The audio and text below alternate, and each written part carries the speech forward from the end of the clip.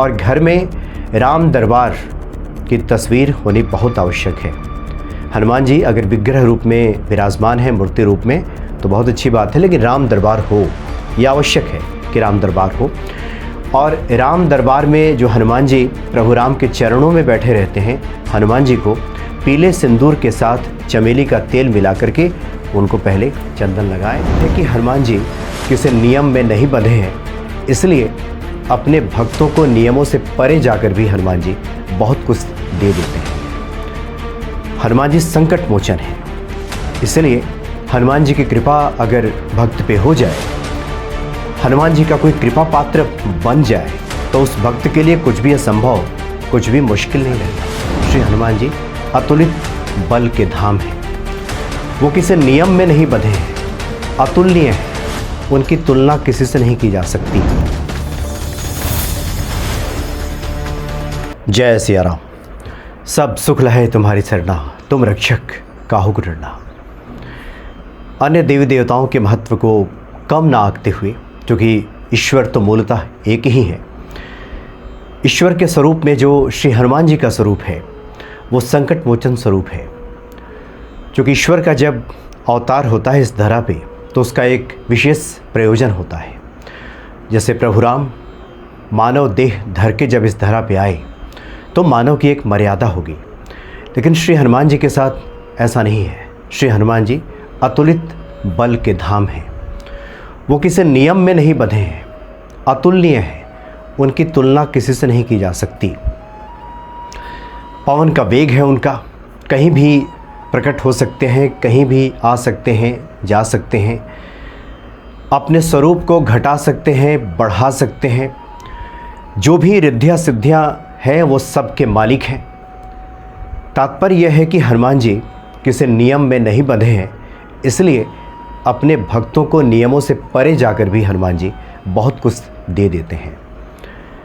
हनुमान जी संकट मोचन हैं, इसलिए हनुमान जी की कृपा अगर भक्त पे हो जाए, हनुमान जी का कोई कृपा पात्र बन जाए, तो उस भक्त के लिए कुछ भी असंभव, कुछ भी मुश्किल नहीं रहता।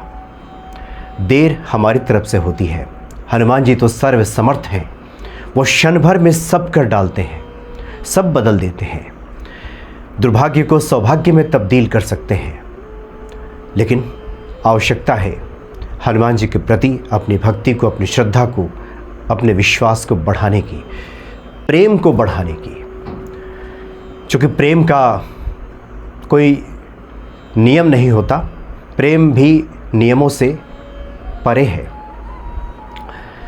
श्री हनुमान जी का जन्मोत्सव काफ़ी करीब आ रहा है, और नवरात्रि से लेकर ये जो हनुमान जन्मोत्सव तक का समय है, यानी चैत्र पूर्णिमा तक का, ये बड़ा विशेष शुभ अवसर है हनुमान जी के भक्तों के लिए, हनुमान जी को प्रसन्न करने के लिए। इसलिए कुछ विशेष उपायों की हम आगे की कड़ियों में भी बात करेंगे, और अभी भी हम एक विशेष उपाय की बात करने जा रहे हैं। किस उपाय को करने के बाद, खास करके जो लोग अनागत भय से परेशान रहते हैं, कई बार ये होता है कि व्यक्ति के जीवन में अभी सब कुछ ठीक ठाक भी चल रहा हो, लेकिन अनागत भय की वजह से वो परेशान हो जाता है कि आगे क्या होगा। इस तरह की जो आशंका मन में घर किए रहती है, अपने प्रियजनों को लेकर, खुद के भविष्य को लेकर, इस तरह की जो बातें मन में हमेशा व्यक्ति को व्यथित किए रहती है, और ईश्वर के चरणों में ध्यान भटकाती है। चूँकि व्यक्ति इन परेशानियों में ही इतना उलझा रहता है कि भक्ति मार्ग पे भी वो आगे नहीं बढ़ पाता। तो एक ऐसा महा उपाय है श्री हनुमान जी का, जिसे किया जाए, और इस सुंदर कांड का उपाय है कि जिससे कि भक्त के जीवन में आमूल-चूल परिवर्तन देखने को मिलता है, और वह हनुमान जी का अतिशीघ्र कृपा पात्र बन जाता है। इसके लिए किसी भी महीने का जो प्रथम शनिवार है, उसी दिन इस उपाय को करना होता है। प्रथम शनिवार तो चैत्र की शुरुआत हो रही है, चैत्र नवरात्र 30 मार्च से शुरुआत हो रही है, और उसके बाद जो प्रथम जो शनिवार आएगा वो 5 अप्रैल होगा, यानी उस दिन अष्टमी तिथि होगी, महागौरी की पूजा आराधना होगी, और प्रथम शनिवार होगा इस महीने का। तो इस दिन इस उपाय को करना है, और हनुमान जी का कृपा पात्र खुद को बनाना है। इसके लिए संध्या काल में स्नान आदि क्रिया से निवृत्त होकर के शाम को ही ये उपाय करना है। शनिवार को चूँकि शनि जनित पीड़ा से जो लोग परेशान रहते हैं उनके लिए भी ये बहुत ही कारगर उपाय होगा। तो शनिवार के दिन संध्या काल में स्नान करने के बाद, यही तकरीबन 6:30-7 बजे के बाद, स्नान आदि क्रिया से निवृत्त होने के बाद लाल वस्त्र धारण करें। लाल वस्त्र अगर ना हो तो लाल कोई गमछा ही हो, लाल रुमाल ही हो, कोई भी लाल जो वस्त्र है अपने शरीर पे रख लें, सर पे रख लें। गमछा हो या गमछा डाल लें, या फिर लाल धोती हो या साड़ी हो, महिलाएं भी इसको कर सकती हैं, वो पहना जा सकता है। लाल कोई वस्त्र हो, शरीर पे रहना चाहिए, लाल आसन ही बिछा करके बैठना चाहिए। और घर में राम दरबार की तस्वीर होनी बहुत आवश्यक है। हनुमान जी अगर विग्रह रूप में विराजमान है, मूर्ति रूप में, तो बहुत अच्छी बात है, लेकिन राम दरबार हो, यह आवश्यक है कि राम दरबार हो।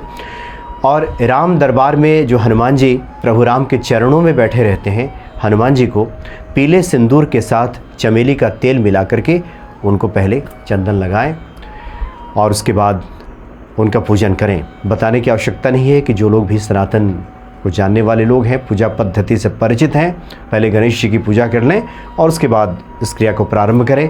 एक घी का दीपक जला लें, या चमेली के तेल का, या फिर सरसों के तेल का दीपक जला लें, और उसके बाद कुछ देर राम नाम का सुमिरन कर लें, हनुमान जी का भांति भांति से पूजन कर लें। उसके बाद कुछ सामग्री की आवश्यकता होगी। एक लाल वस्त्र, 1.25 मीटर लाल कपड़े की आवश्यकता होगी, और 900 ग्राम मसूर का दाल लेना है। लाल जो मसूर होती है 900 ग्राम, ये वजन पे ध्यान देना है। 9 का जो अंक है ये मंगल का अंक है, और लाल जो मसूर की दाल है वो 900 ग्राम लेना है। और 1.25 किलो गुड़ लेना है। 1.25 किलो गुड़, 900 ग्राम मसूर की दाल, एक कील, छोटी सी एक कील चाहिए। और उसके बाद लाल चंदन पाउडर आता है बाज़ार में, लाल चंदन पाउडर, और फिर चमेली के तेल की एक शीशी। इतनी सामग्री चाहिए। इस सब को लाल कपड़े में बांध देना है और हनुमान जी के सामने वहीं पे रख देना है। उनसे प्रार्थना करनी है कि जीवन में किसी भी प्रकार का संकट हो, प्रत्यक्ष या अप्रत्यक्ष, कई बार तो होता है कि संकट क्या है पता ही नहीं चलता। कुछ लोग रोगी रहते हैं, परेशान रहते हैं, कारण क्या है कुछ पता नहीं। अनागत भय जो परेशान किए हुए है, अभी तो ऐसा कुछ नहीं है, लेकिन आगे क्या होगा, इस तरह की आशंका व्यक्ति को खाए जा रही है, उसका जीना हराम किए हुए है।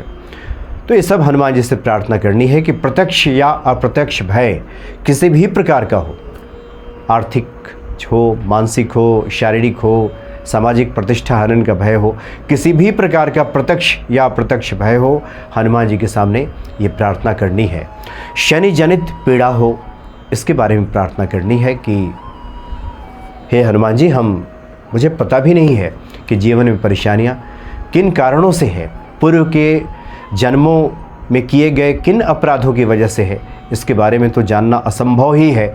वो सब भी अगर कारण है तो इन सब कारणों को आपके सामने मैं रख रहा हूँ, आपके सामने प्रार्थना कर रहा हूँ, और इन सभी कष्टों से मुझे मुक्ति दिलाएं। और ये वहीं पर रख देना है।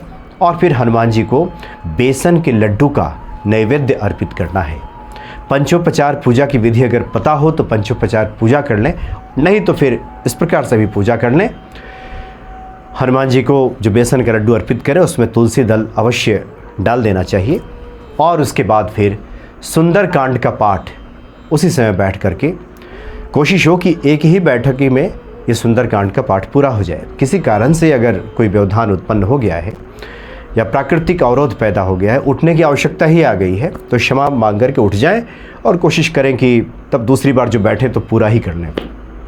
फिर हनुमान जी की आरती करें और आखिर में उनसे क्षमा प्रार्थना करें कि इस पूजा में कोई भूल चूक हुई हो तो हनुमान जी क्षमा करें। और उसके बाद फिर जो जल वहाँ पे गिरा करके आसन पे माथे पे लगा लें, शक्राय नमः, जो हमने पूजा किया है उसका फल हमें प्राप्त हो। और फिर वहाँ से उठ जाएं और फिर अपने स्वजनों के बीच में ये जो बेसन का लड्डू का भोग लगाया गया है हनुमान जी को प्रसाद स्वरूप बांट दें। और लाल कपड़ा में जो सामग्री बांधी गई है उसको कहीं लेकर के रख दें, या फिर उसी दिन संभव हो तो मंदिर चले जाएं और किसी युवा ब्राह्मण को दे दें। इसका एक विशेष यह है इसमें कि युवा ब्राह्मण अगर हो, यानी 30 साल 35 साल 40 साल के लगभग का कोई युवा ब्राह्मण जो मंदिर में हो, उनके हाथ में अब दे दें कि पंडित जी ये ग्रहण कीजिए हमारी तरफ से। तो ये दे दें तो ये बहुत बढ़िया रहता है। और उसके बाद प्रत्येक शनिवार को की शाम में संध्या बेला में सुंदरकांड का पाठ करें। उपाय एक बार ही करना है, लेकिन सुंदरकांड प्रत्येक शनिवार को करें। आप देखेंगे 4-5 शनिवार बीतते बीतते जीवन की जो समस्याएं हैं वो दूर हो जाती हैं। तो अतुलित बल के धाम श्री हनुमान जी ऐसे भक्तों पे अवश्य ही कृपा करते हैं और इस उपाय के जरिए निश्चित ही भक्तों को फलाफल की प्राप्ति होगी और हनुमान जी का वो व्यक्ति कृपा पात्र बन जाएगा। आगे की कड़ियों में हम अन्य उपायों की भी बात करेंगे और साथ ही हनुमान जन्मोत्सव को लेकर हनुमान जी से जुड़े अद्भुत रोचक अनुभव और जो संस्मरण है वो भी हम आपको सुनाएंगे। ये जो पूरा समय है ये हनुमान जी के चिंतन में, उनके सुमरण में, उनके स्मरण में बीते, यही हनुमान जी से प्रार्थना है और हनुमान जी के हम सभी कृपा पात्र बन जाएं, हनुमान जी से करबद्ध निवेदन है। जय सिया राम।